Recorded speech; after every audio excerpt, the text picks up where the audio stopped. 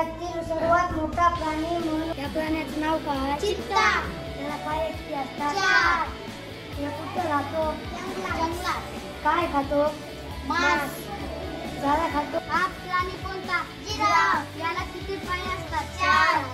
हे काय खातो? चारा. हे कुठे राहतो? जंगलात. या प्राण्याचे नाव काय? हरिण. या प्राणी कुठे राहतो? जंगलात. हा प्राण्याचे पाय किती असतात? 4.